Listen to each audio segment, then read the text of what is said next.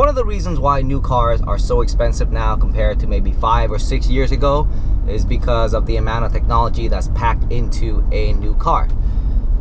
These technologies ultimately make our driving more fun, safer, and more enjoyable.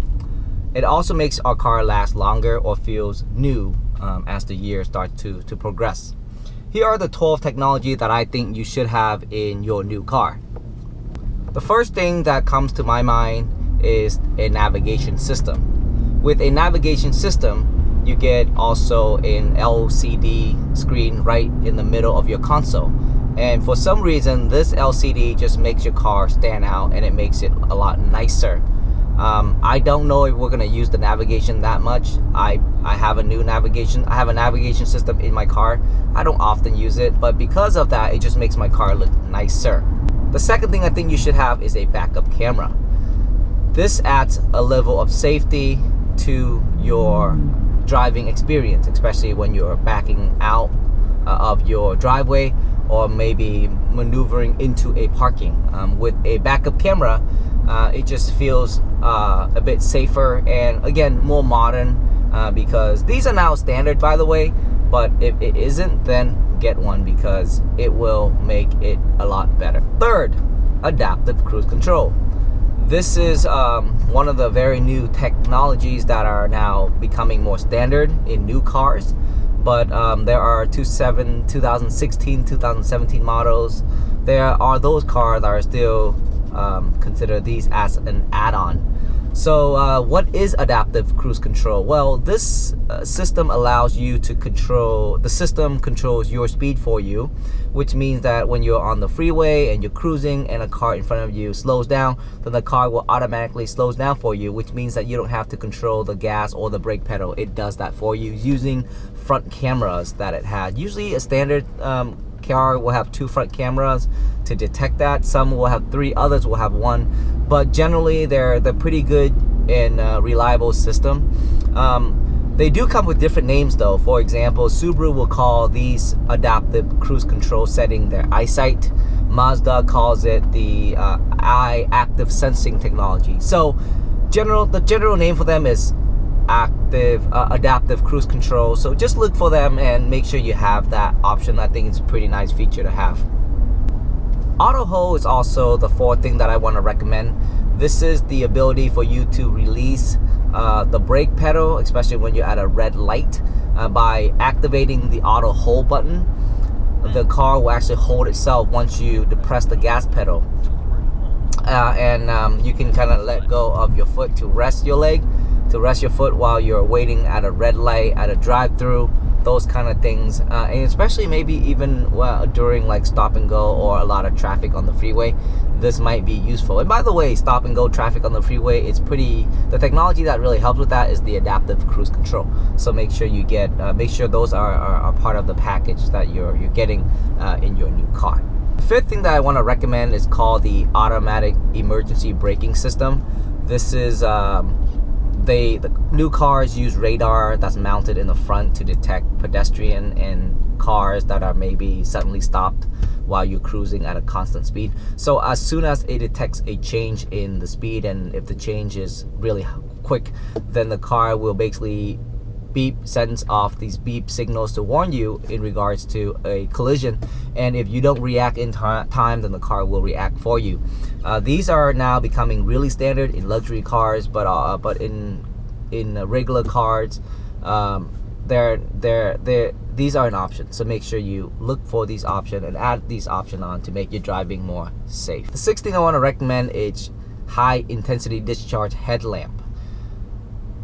It's hard to notice that you have high intensity discharge headlamp during the daytime, but during nighttime, it makes not only you get a better view of the road, but it also makes the car a lot nicer. If you ever park next to a car, a BMW or Mercedes with high intensity discharge, you're gonna notice like a big difference in terms of their look.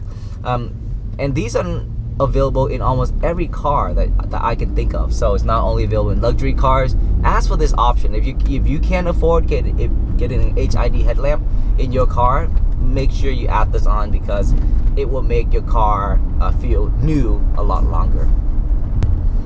The seventh option that I want to recommend is called the blind spot detection. These are little sensors that are mounted on the left and the right side of the car to detect cars on the left lane and cars on the other lane, so that it basically helps you with lane changing.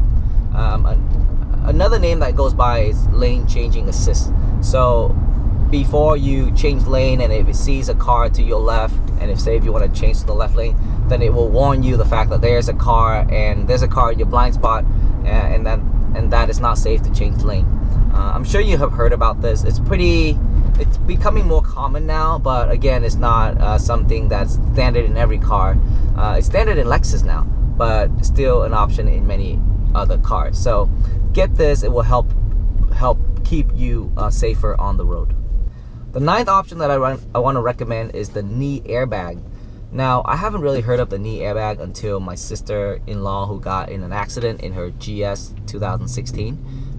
And the Knee Airbag really helped save her knee and her leg.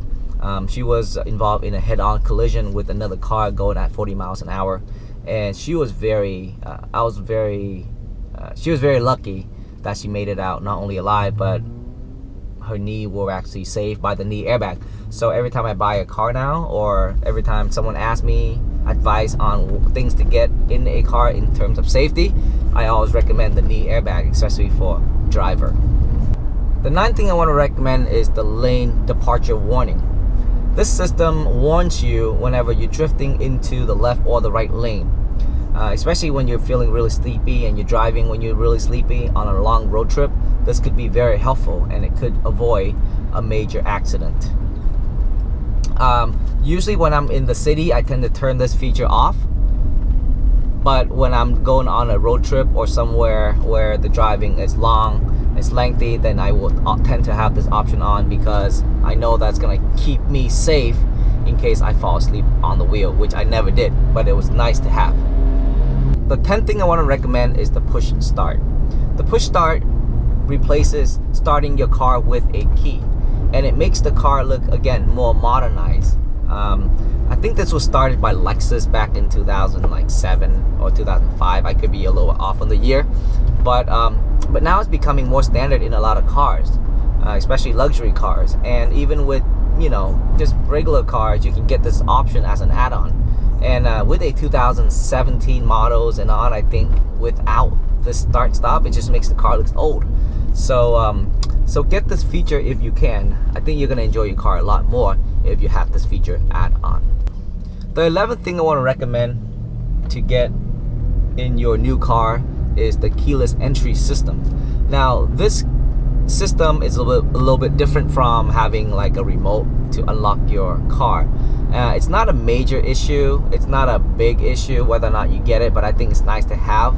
Basically, by walking up to your car, you can grab the handle and be able to open the door with your key fob or your remote control inside your bag or your purse, which makes it more convenient, especially when you have a few grocery bags that you're carrying, or say if you're carrying your child and you're trying to find the remote to unlock the door.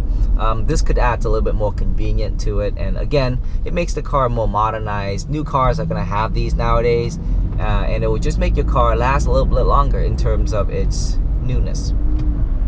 Okay, last but not least, the 12 items that I want to recommend to you is Apple CarPlay or Android Auto. It's the last thing. It's not the thing that you really need, but I think it would be nice to have. I just want to fill this list up with the 12th thing, and that's why I added onto the Apple CarPlay. I have an Android Auto and Apple CarPlay in my car, but honestly, I don't use it that often, because in order for me to use my Apple CarPlay, I had to really plug in the USB port, and I don't want to do that every time. Unless you get the one that's wireless, which isn't available in my car, then I would probably use it more if I had that wireless feature, which I don't. But if you could get one with the wireless feature, then get it. But it's not a deal breaker or anything like that. Usually that's like more like an option add-on.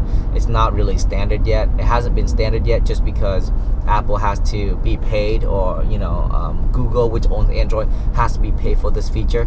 So they charge car makers for them, and if you want those standards, the price will tend to go up higher. So a lot of car makers will tend to make this more like an option, like an add-on option. But Bluetooth is standard, so that's something that you need to have, which is now very common. I want to add this onto the list because it is so common.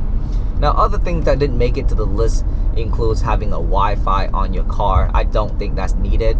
And nowadays, we're so connected to our technology that I don't feel like we need to have Wi-Fi on the car. We need to somehow connect to our drivers and passengers through just regular social conversation. Why do we need them to be attached to their technological devices like the iPhones or the iPad? I think there's just too many of those going on at the moment. Other things that are available is also like 4G LTE data that you can actually get with your new car, and I don't think that's needed. Sirius radio, I think that's just really expensive. I don't recommend getting Sirius radio. I know new cars will have that feature, but you don't have to have it in your new car.